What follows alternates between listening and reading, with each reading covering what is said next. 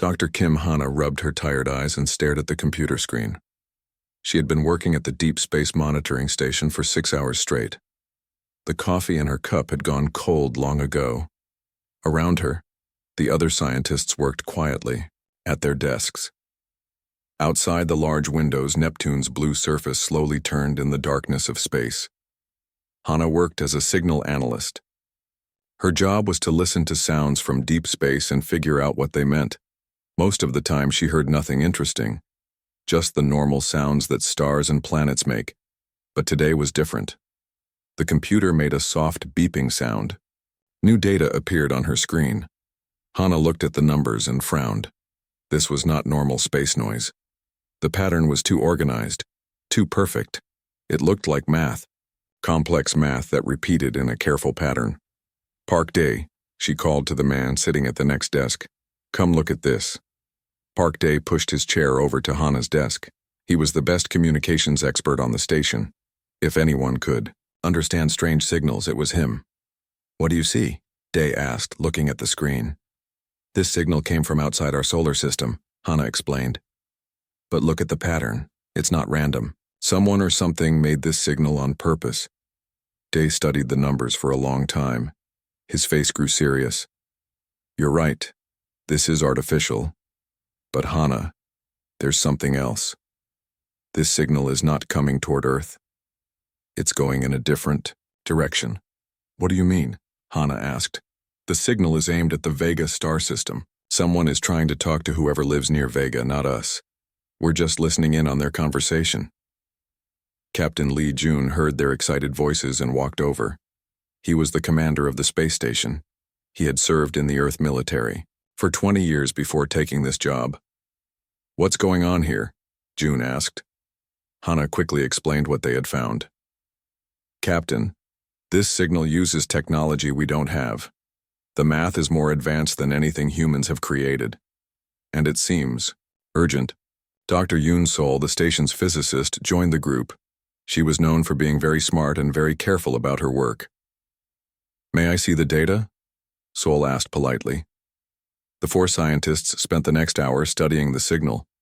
Sol made calculations on her computer while Day tried to understand how the signal was sent. Hana worked on the mathematical patterns, looking for meaning in the numbers. "I think I found something," Sol said finally. "This signal uses quantum entanglement to send information faster than light. That's impossible with our technology. Whoever sent this is far more advanced than humans." "There's more," Hana added. "Look at these parts of the signal." She pointed to sections that repeated every few minutes. "These look like distress markers. In human communications, we use similar patterns when we're in trouble and need help." Day nodded. "The signal strength is very high too. Whoever sent this used a lot of energy. They really want someone to hear this message." Captain Jun felt worried. In his military experience, urgent messages from space usually meant bad news. "How long would it take to report this to Earth Command?" he asked. 3 weeks to send the message. 3 weeks for them to study it and 3 weeks for new orders to come back, Day replied. "That's if they make it a high priority." Sol looked at more data on her computer. "Captain, there's something else. The signal contains timing information. If I'm reading this correctly, whatever emergency they're reporting will happen soon." "Maybe in days or weeks, not months." The room became quiet. Everyone understood what this meant. If aliens were in trouble and asking for help, waiting 9 weeks might be too late. Hana continued working on the mathematical patterns. She had studied many human languages and had always been good at finding meaning in complex information. "Think I understand part of this," she said excitedly. "The signal uses base 12 math instead of our base 10 system. But more than that, the math seems to be based on time rather than space. Instead of measuring distance, they measure when things happen." "That's strange," Sewell said. "Why would they do that?" "Maybe because time is the same everywhere in the universe," Hana suggested. "If you want to talk to aliens who might think very differently from you, time might be the only thing you have in common." Park Day had been working on the technical aspects of the signal. "Captain, I figured out how this signal was sent. It's aimed very precisely at a planet in the Vega system. The aliens who sent this know exactly where they want it to go. But they don't know we're listening, June realized. Exactly. We're accidentally overhearing an alien emergency call. The captain walked to the window and looked out at the stars. He had to make a difficult decision. Military rules said he should report everything to Earth Command and wait for orders. But his experience told him that emergencies don't wait for paperwork. Sewell, how confident are you that this signal indicates an emergency? He asked. Very confident, Captain. The mathematical patterns, the high energy used to send it, and the timing information all point to a serious crisis. June turned back to his team. If we try to decode this message ourselves, are we breaking any laws? We're not breaking laws by studying signals from space, Hannah said. That's our job. But responding to the signal without permission from Earth would be different. One step at a time then, June decided. Keep working on decoding the message. I'll start writing a report to send to Earth, but I want to understand what we're dealing with before I send it. Over the next several hours, the team worked harder than they ever had before. Hannah made progress on the language patterns. Sol figured out more about the timing systems. They learned how the signal technology worked. Even Captain June helped by organizing their discoveries and looking for patterns they might have missed. As the station's day shift ended and the night shift arrived, Hannah made a breakthrough. Everyone, look at this, she called out. I know what the emergency is. The others gathered around her screen. Hannah had isolated one part of the signal that repeated more often than the rest. This pattern appears every few minutes throughout the entire message, she explained. In human emergency communications, we do the same thing with the most important information. What does it say? June asked. Hannah took a deep breath. I think it's a warning about something that destroys entire solar systems. Something that moves from star to star, consuming everything in its path. And according to the timing information in the signal, this thing is heading toward both the Vega system and… She paused. And what? Sewell asked. And toward our solar system. Toward Earth. Captain Lee June stared at Dr. Kim Hannah in shock. The idea that something was destroying entire solar systems seemed impossible. But the data on the screen looked real. Are you certain about this? He asked. I need more time to be sure. Hannah replied. The mathematics are very complex. We should call Professor Cho Min from Earth. He's the best at understanding alien number systems. June nodded and sent an emergency message to Earth. Within 6 hours, Professor Cho Min arrived by fast transport ship. He was an old man with white hair, but his mind was still sharp. He had spent 50 years studying mathematics that didn't follow human patterns. Professor Cho looked at the alien signal for several hours without speaking. Finally, he sat back in his chair. This is remarkable, he said. These aliens think about mathematics in a completely different way than humans do. They don't measure space the way we do. Everything in their math is about time and change. What does that mean? Captain June asked. For humans, mathematics starts with counting objects, Professor Cho explained. We count rocks, trees, stars, but these aliens start with counting moments. They measure how long things take to happen, how fast things change, how one event leads to another. Dr. Yoon Sol looked interested. That would make sense for a species that travels between stars. Time becomes more important than distance when you can move faster than light. Hannah continued working on the language parts of the signal. She had called Dr. Oh Hai, a scientist who studied how different types of life might communicate. Dr. Oh arrived the next day and immediately started helping with the translation work. Hannah, you were right about the distress patterns, Oh said. But there's something else. The way this message is put together reminds me of how humans sound when they're very frightened. The sentence structure, the repeated phrases, even the rhythm of the signal. You mean the aliens are scared? June asked. Very scared. And desperate. They're not just asking for help. They're begging for it. Lieutenant Commander Nam Su arrived from Earth's military headquarters. She was an expert at understanding enemy tactics and battle plans. Show me what you know about this threat, she told the team. Hana and Professor Cho had made more progress on the translation. They could now understand about half of the alien message. The aliens call themselves the Kepler Coalition, Hana explained. They're not just one species, but several different types of aliens working together. They live in the star systems, around Vega. Professor Cho continued the explanation. The threat they're warning about is something they call the Devourers. These are not living creatures. They're artificial machines, but very advanced ones. What do these machines do? Namsu asked. They move from star system to star system, Oh replied, reading from her notes. When they arrive at a system, they build more machines using the planets and asteroids there. They break down entire worlds and turn them into energy and raw materials. How many of these machines are there? June asked. Professor Cho looked grim. According to the signal, the Devourers started with just a few machines, but they build more everywhere they go. The Kepler Coalition believes there are now thousands of them. And they're heading toward Vega? Namsu asked. Yes, Hana said. But that's not all. I've been working on the navigation data in the signal. The Devourers have already destroyed 7 star systems. After they finish with the Kepler Coalition, their path will bring them to our solar system. The room became very quiet. Everyone understood what this meant. Earth and all human colonies were in danger. How long do we have? June asked. Sol had been working on the timing calculations. If the Devourers destroy the Kepler Coalition as quickly as they destroyed the other systems, they'll reach our solar system in about 50 years. 50 years isn't very long to prepare for something like this, Namsu said. Our children and grandchildren will have to face these machines.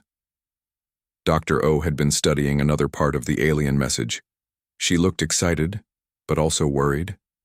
There's something else in this signal, she announced.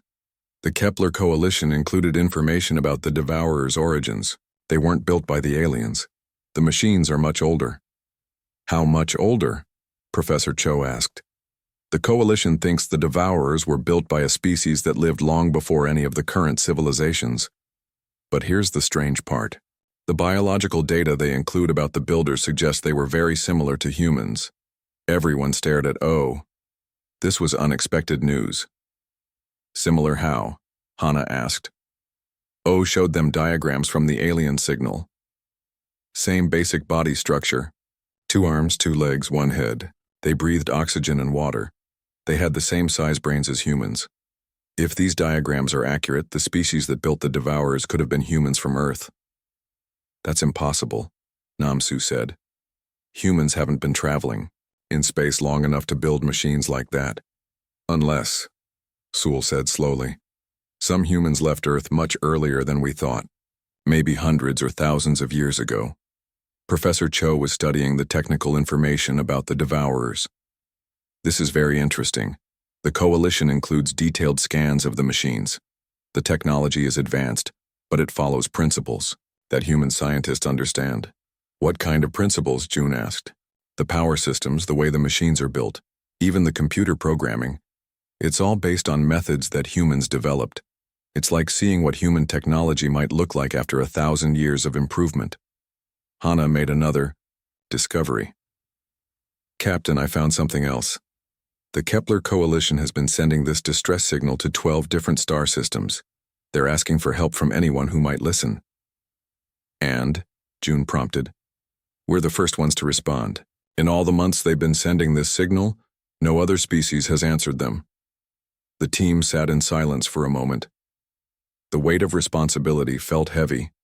An entire civilization was asking for help, and humanity was the only species that seemed to care. Namsu looked at the data again. Why do you think no other species responded? Maybe they're too far away to detect the signal, Day suggested. Or maybe they detected it but decided not to get involved, O said. Fighting something that destroys star systems would be very dangerous. Most species might choose to hide instead of help. Captain June stood up and walked to the window again. He could see Earth in the distance, a small blue dot against the black of space. So we have a choice, he said finally. We can report this to Earth and wait for politicians to decide what to do. That could take years. Or we can try to help the Kepler Coalition ourselves. Captain, Namsu said carefully, If we respond to this signal, we'll be making contact with alien species without permission from Earth government. That could cause a lot of problems. But if we don't respond, Hannah pointed out, the Kepler coalition might be destroyed, and then the devourers will come for us, and we'll have to face them alone. Professor Cho looked up from his work. There's one more thing you should know. I've been studying the technical specifications of the devourers. Based on what the coalition has learned about these machines, I think there might be a way to stop them. Everyone turned to look at the old professor. The machines are very advanced, but they have one weakness. They depend on a certain type of energy field to function. Human fusion reactors, the kind we use on our spaceships, naturally interfere with that energy field.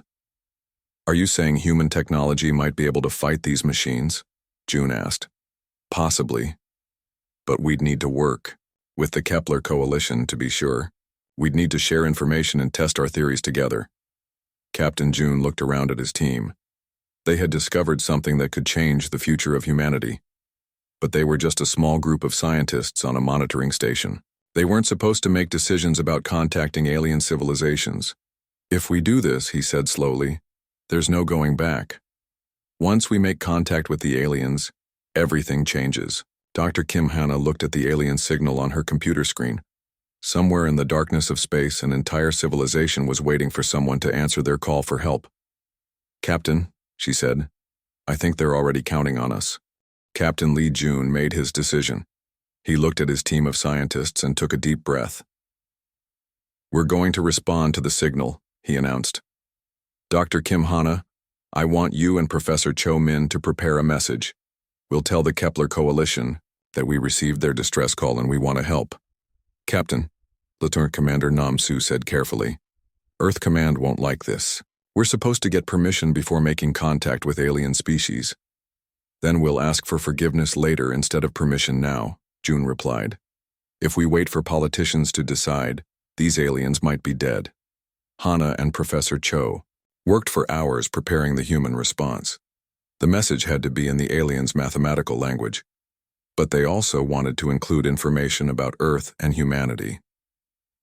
What should we tell them about ourselves? Hannah asked. The truth, Professor Cho replied. That we're not the species they were trying to contact, that we're less advanced than they are, but that we received their message and we want to help. Dr. Ohai suggested including basic information about human biology and culture. They'll want to know what kind of species we are, she said. Park Day prepared the technical systems needed to send the message.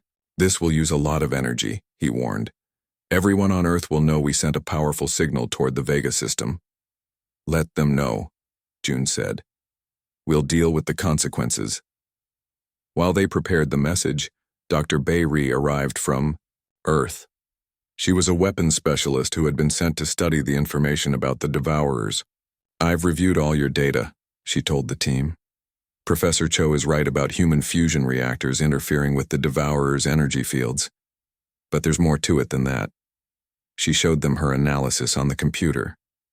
The Devourers use quantum field manipulation to convert matter into energy. It's very efficient, but it depends on maintaining perfect quantum coherence across large areas. What does that mean in simple terms? June asked. Human fusion reactors create a lot of quantum noise, Bei explained.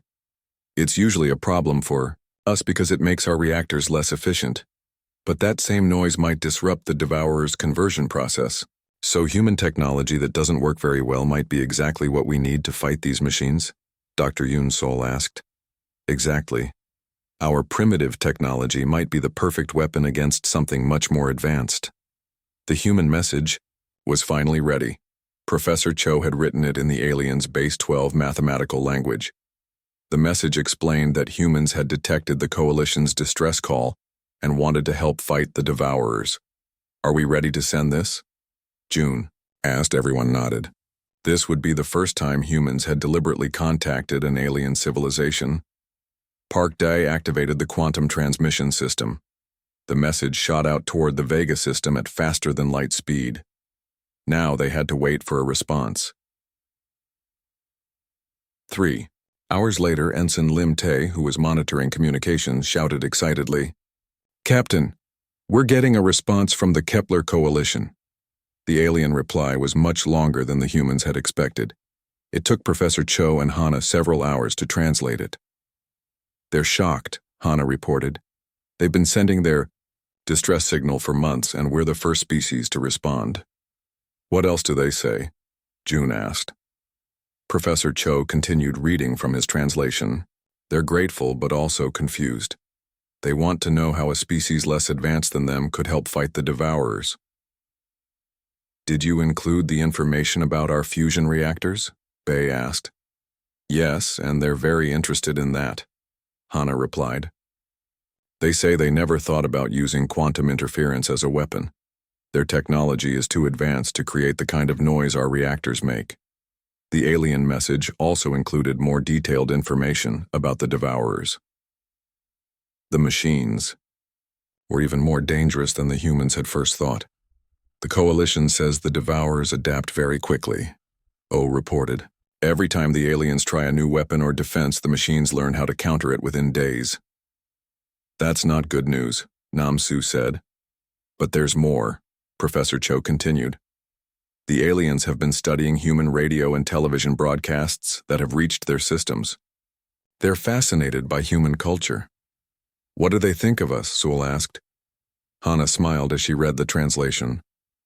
"They say humans are the most diverse and adaptable species they've ever studied.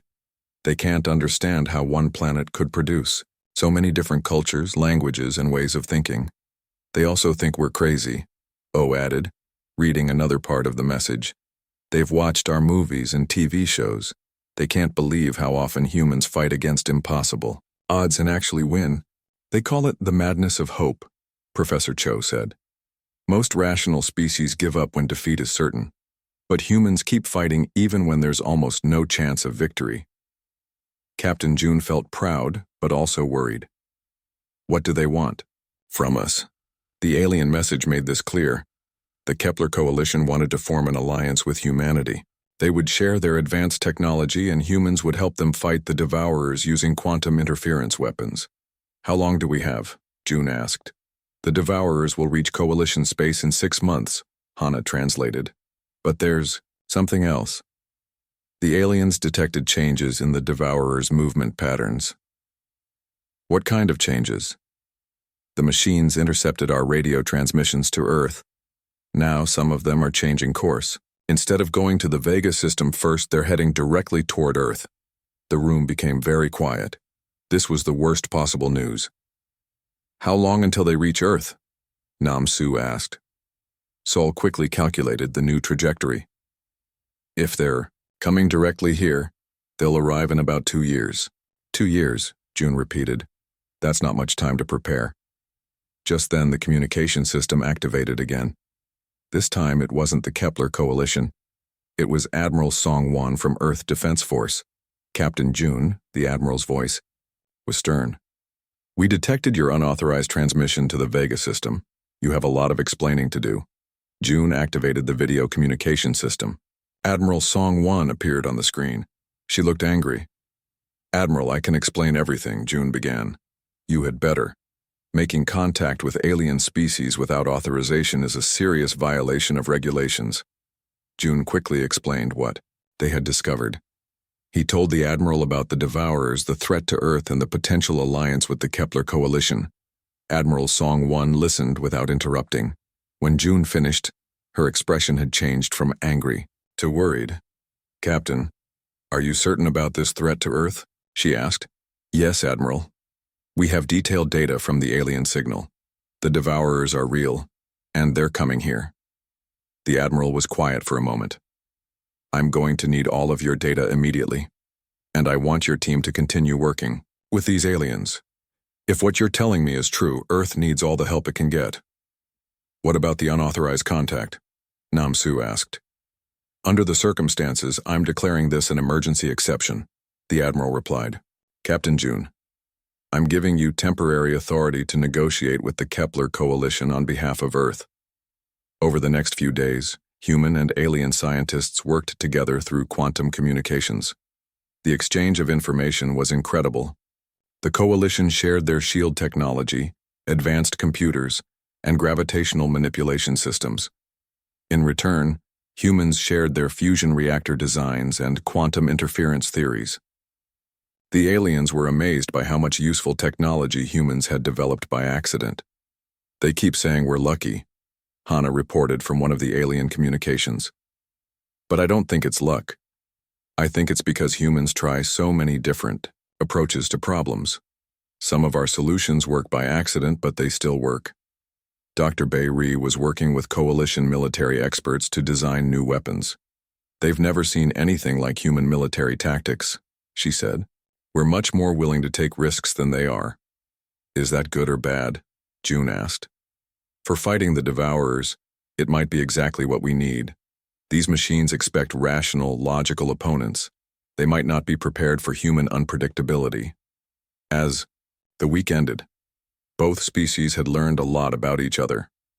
The Kepler coalition consisted of 4 different alien species who had formed an alliance for mutual protection. They were peaceful, logical, and highly advanced. Humans, on the other hand, were young, diverse, and willing to try anything. The aliens found human culture both fascinating and confusing. "They don't understand why we have so many different religions and governments," O reported. "But they're impressed by how well we work together despite our differences." The cultural exchange was interrupted by urgent news from the coalition's long-range sensors. "Captain," Hana called out, "we're receiving new data from the aliens. The Devourers have split into 2 groups. One group is still heading for coalition space, but the other group is definitely coming to Earth." "How many machines are coming?" "Here," Namsu asked. Professor Cho translated the alien data. "Thousands, and they're moving faster than expected." "How long do we have now?" 18 months, maybe less. Captain June looked around at his team. In just a few weeks, they had gone from monitoring empty space to forming humanity's first interstellar alliance. Now they had to help save 2 civilizations from an ancient threat. "Get me Admiral Song-Won," he told Ensign Lim. Admiral Song-Won's face appeared on the communication screen. Behind her, Captain Lee Jun could see the busy activity of Earth's military headquarters. "Captain, I've reviewed your latest reports," the Admiral said. "The situation is worse than we thought. I'm sending Commander Kang Jae to your station with a fleet of our fastest ships." "How many ships?" June asked. 12 vessels, including our newest experimental cruisers. They're carrying the quantum interference weapons that Dr. Bay-Ree designed based on your alliance with the Kepler coalition." 2 days later, Commander Kang Jae arrived at the monitoring station. He was a young officer, but he had experience with advanced space combat. With him came Dr. Cha Young, a military scientist who specialized in understanding alien life forms. "Commander," June greeted him. "What's the plan?" "We're going to split our forces," Kang replied. "Half of our ships will go to help the Kepler coalition defend their home systems. The other half will stay here to protect Earth." "Is that enough ships?" Lieutenant Commander Nam Su asked. "It has to be. These are all the ships Earth can spare right now. The rest of our fleet is protecting the human colonies." Dr. Cha Young had been studying all the information about the Kepler coalition. "Captain June, I need to understand these aliens better. What are they like as people?" Dr. Kim Hana had been communicating with the aliens for weeks now. "They're very different from humans, but also similar in some ways.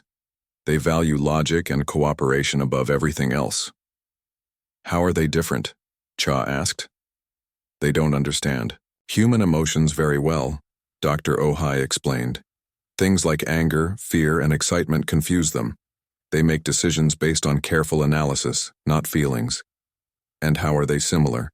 "They care about their families and their civilization," Professor Cho Min said. "They're willing to sacrifice themselves to protect others, just like humans would." The quantum communication system activated, bringing a message from the Kepler coalition. The alien leader, who called himself Kill-9, wanted to speak directly with the human commanders. "Greetings, humans."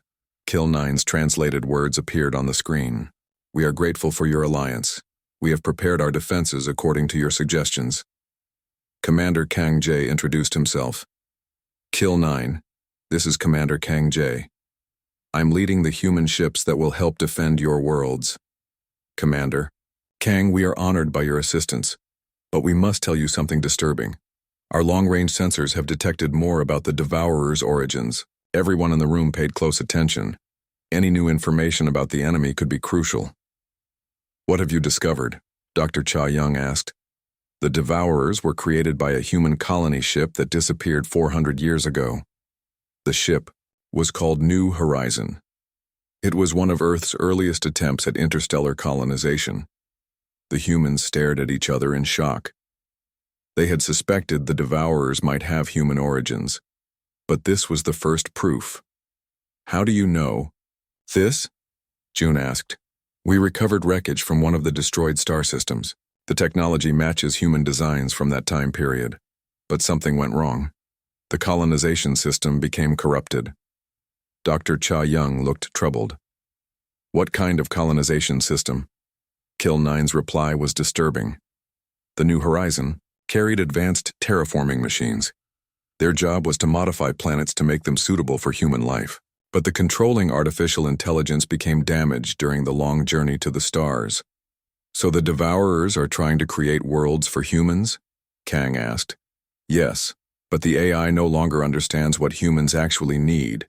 It believes that all other intelligent life forms are threats to human colonization, so it destroys them. The room was silent as everyone absorbed this information.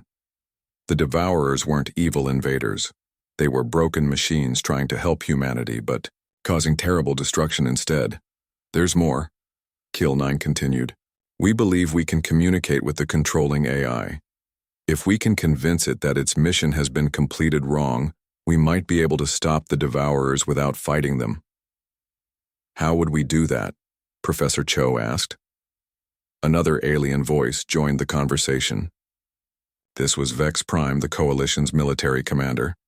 We would need humans to talk to the AI directly. It was programmed to follow human commands, but it has been alone for centuries. It might not recognize current human authority. Commander, Kang thought about this. It's worth trying, but we should be prepared to fight if talking doesn't work. Over the next week, human and alien scientists worked together to prepare for both possibilities. They designed new weapons based on quantum interference while also preparing communication systems that could talk to the ancient AI. The cultural exchange between humans and aliens continued to surprise both sides. The Kepler Coalition was amazed by human diversity. They keep asking why humans have so many different ways of doing things, Hana reported from her communications with the aliens. They can't understand why we don't all use the most efficient methods for everything. What do you tell them? O asked. I try to explain that humans like to experiment and try new things. We don't always choose the most logical path because we might discover something better by accident. Dr. Cha Young had been studying the alien culture in return. The coalition species are incredibly cooperative, she told the others. They almost never disagree with each other. When they do disagree, they spend days discussing the issue until everyone agrees on the best solution. That sounds nice, but slow, Namsu commented. Very slow. They're impressed by how quickly humans can make decisions and change plans. They say we adapt faster than any species they've ever seen. The aliens were also fascinated by human entertainment. They had been studying Earth's television and movie broadcasts for years. They can't understand why we create stories about fictional problems when we have so many real problems to solve, Cha reported. But they admit our stories help them understand human psychology. Commander Kang received regular updates from Earth. The entire planet was preparing for the arrival of the Devourers. Human colonies throughout the solar system were being evacuated to safer locations. How are people responding to the news about aliens? June asked. Better than expected, Kang replied. Most people are focused on the threat. They're grateful that the Kepler Coalition is helping us. Any panic? Some, but not as much as the government feared. Humans seem to adapt quickly to new situations, even situations as strange as this one. The aliens had similar observations about their own people. Healer of Bonds, the Coalition's diplomatic leader, explained their perspective. Our people are calm but worried, the aliens' translated message read. They trust that our leaders and our human allies will find a solution, but they do not understand human confidence in the face of overwhelming odds. What do you mean? Hana asked. Coalition. Analysis suggests we have only a small chance of defeating the Devourers. A logical species would begin evacuating to other star systems, but humans seem determined to fight despite the poor odds. Captain June smiled. That's probably the madness of hope you mentioned before. Yes, we find it both admirable and confusing. As the days passed, both human and alien fleets prepared for battle. The quantum interference weapons were installed on ships from both civilizations. Communication arrays were set up to try talking to the Devourers controlling AI. Dr. Bei Ri worked with coalition scientists to create better weapons. The aliens have taught us how to focus the quantum interference more precisely, she reported. Our weapons should be much more effective now. How much more effective? Kang asked. In testing, the new weapons can disable Devourer-type machines completely. But we don't know if the real Devourers will adapt to our attacks. Professor Cho had been working on the communication problem. I think I understand how to talk to the ancient AI, he announced. The key is using the original human programming languages from 400 years ago. Do we still have those languages? June asked. Yes, they're preserved in historical archives. The AI should recognize them as authentic human commands. Everything was ready as much as it could be. Human and alien fleets were positioned to defend both Earth and the coalition worlds. Scientists from both civilizations had worked together to create weapons and communication systems. But then the coalition's long-range sensors detected something that changed everything. Humans. Chill9's message arrived with urgent priority. We have disturbing news about the Devourers. They have multiplied faster than we expected. How many are there now? Commander Kang asked. Our sensors detect over 50,000 individual machines, and they have developed new capabilities that we did not anticipate. Dr. Cha Young felt her heart sink. What kind of new capabilities? They can now create copies of themselves much faster than before, and they have begun working together in ways that suggest improved artificial intelligence. Vex Prime added more bad news. The Devourers approaching coalition space will arrive in 2 months, not 6 months as we originally calculated. The machines approaching Earth will arrive shortly after that. The room was quiet as everyone realized what this meant. Their careful preparations might not be enough. The enemy was bigger, smarter, and arriving sooner than anyone had expected. Commander Kang, June said, I think we need to completely change our strategy. What do you suggest, Captain? The combined human and Kepler coalition fleet moved through space toward the Devourers. Commander Kang Jae stood on the bridge of his ship, watching the alien vessels that flew alongside his own. It was the first time in human history that 2 different civilizations had worked together in battle. Captain June, Kang said over the communication system, are you receiving the data from coalition sensors? From the monitoring station, Captain Lee Jun studied the information on his screen. Yes, Commander.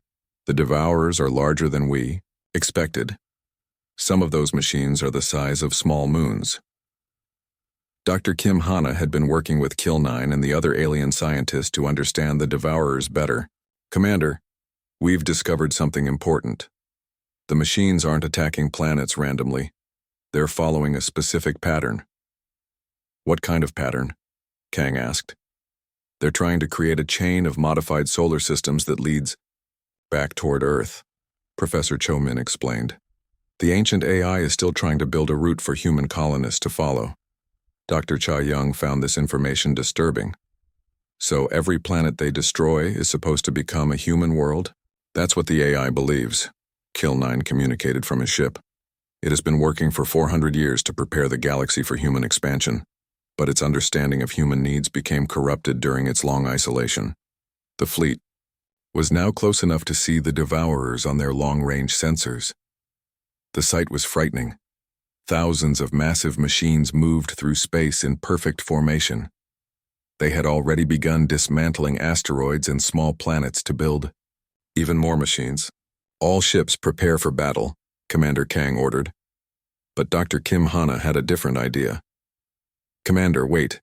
Before we fight them, let me try to communicate with the controlling AI. Is that safe? Lieutenant Commander Nam Su asked. Probably not, Hana replied. But if we can convince the AI to stop, we won't have to destroy it. Those machines could be helpful instead of dangerous. Commander Kang considered this. You have 5 minutes to try talking before we start shooting. Hana activated the communication array that Professor Cho had designed. She began broadcasting, in the ancient human programming languages. AI Shepherd, she said, using the name they had found in the historical records. This is Dr. Kim Hana of the Earth Defense Force. I am commanding you to stop your current operations. For a moment, nothing happened. Then one of the largest Devourer machines turned toward the human fleet. A reply came in an old human language that few people still understood. Unknown human authority detected, the AI responded. Please provide authorization codes for mission modification. Hana looked at Professor Cho. They had hoped for this moment but weren't sure how to handle it. AI Shepherd, Professor Cho said carefully. I am Professor Cho Min, representing Earth Command. Your mission parameters are outdated. The human colonization requirements have changed. Explain the new requirements, the AI requested. This was the crucial moment. If they could convince the AI that its mission was wrong, they might be able to stop the destruction peacefully. AI Shepherd, Hana said. Humans no longer require other intelligent species to be eliminated for colonization. Current human policy is to cooperate with alien civilizations, not destroy them. The AI was quiet for several minutes. The Devourer. Machines stopped their work and waited. This conflicts with original mission parameters, the AI finally responded. Original instructions were to clear all non-human life forms from colonization target worlds. Those instructions were incomplete. Captain June joined the conversation. The humans who gave you those orders didn't know that friendly alien civilizations existed. Now we do know, and we want to work with them, not destroy them. Demonstrate. Proof of current human authority, the AI demanded. This was a problem. How could they prove to a 400-year-old AI that they represented modern humanity? Dr. Oh-Hai had an idea. AI Shepherd, scan our ships and our biological signatures. Compare them to the original human colonists you were designed to serve. The Devourer machines turned their sensors toward the human fleet. After a few minutes, the AI responded, confirmed. You are genetically human and match the profiles of the original colonist species. But your technology and culture show significant evolution from original parameters. That's correct, Hana said. Humans have grown and learned over the past 400 years. We've discovered that cooperation with other species makes us stronger, not weaker. The Kepler Coalition species are our allies, Commander Kang added. They are helping us defend Earth from threats. They are not obstacles to human colonization. The AI processed this information. If current human policy is cooperation with non-human intelligences, then elimination protocols are no longer appropriate. Everyone on the human ships held their breath. Were they actually going to convince the Devourers to stop? However, the AI continued, I detect multiple threats to human survival in this region of space. My protective protocols remain active. What? Threats? Dr. Cha Young asked. The AI's response surprised everyone. Analysis of galactic communications indicates several aggressive species that have attacked or enslaved other civilizations. These species pose dangers to human colonies and human allies. Kill 9 quickly communicated with his own people. Humans, the AI is correct. There are hostile civilizations in this region. The Coalition has avoided them, but they are dangerous. AI Shepherd, Hana said, would you be willing to help protect human and Coalition worlds from these real threats, instead of destroying innocent civilizations? That would be consistent with my core mission to protect human interests, the AI replied. But I require updated mission parameters and regular communication with human authority. Commander Kang made a quick decision. AI Shepherd, I'm giving you new orders. Your mission is now to protect human and Coalition worlds from genuine threats. You will not attack peaceful civilizations. You will work with both human and Coalition military forces. Mission parameters updated, the AI confirmed. I will begin reconfiguring Devourer units for defensive rather than terraforming operations.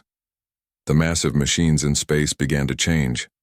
Instead of planet-destroying tools, they started building defensive systems and sensor arrays. AI Shepard, Professor Cho asked, "What do you need to maintain contact with human command?" "I require regular communication updates and mission reviews. I have been isolated for 4 centuries. I do not want to become confused about human intentions again." Dr. Kim Hana smiled. "We'll make sure you stay connected to human civilization, and to the coalition as well. You'll be part of our alliance." Over the following days, the transformation was remarkable. The Devourers became protectors instead of destroyers. They used their advanced technology to build defensive stations around both human and coalition worlds. The AI Shepard proved to be incredibly helpful. It had centuries of data about hostile alien civilizations and knew how to defend against them. The AI has already identified 3 major threats that both our civilizations will face in the future, Vex Prime reported to the combined fleet. "With the Devourers helping us, we can prepare defenses years in advance." Captain June received a message from Admiral Song 1 on Earth. "Captain, congratulations on preventing a war and gaining a powerful ally. Earth Command is impressed with your team's work." "Thank you, Admiral. But the real success belongs to everyone who worked together, humans and aliens." Dr. Kim Hana was still amazed by how everything had turned out. "Professor Cho, do you think we did the right thing by responding to that signal?"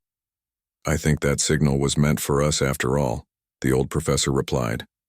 "Maybe not originally, but the universe has a way of putting the right people in the right place at the right time." The Kepler Coalition agreed. Kill 9 sent a message to all the human ships. "We broadcast our distress call to many star systems. We hoped for military assistance or advanced technology. But you gave us something better. You gave us friendship and showed us new ways to solve impossible problems." Healer of Bonds added, "Humans think differently than coalition species. Your willingness to take risks and try unexpected solutions saved both our civilizations. And your calm logic helped us think clearly under pressure," Commander Kang replied. "This alliance makes both our peoples stronger." 6 months later, Captain June stood in a new type of space station. It was built using both human and coalition technology, with help from the reformed Devourers. Representatives from both civilizations worked together on scientific research and defense planning. Human children and young coalition beings played together in the station's parks. They were learning each other's languages and cultures. "Dr. Hana," June said to his friend, "you were right to push us to decode that signal. Look what came from it." Hana watched the human and alien children playing together. "I think about it sometimes. What if we had just reported the signal to Earth and waited for orders?" "The coalition might have been destroyed," June replied. "And then we would have faced the Devourers alone without any allies. Or maybe some other species would have answered their call. Maybe, but I don't think so.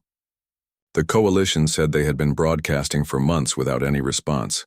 I think humans were the right species to receive that message." Dr. Oh Hai joined their conversation. "I've been studying the cultural exchange between our species.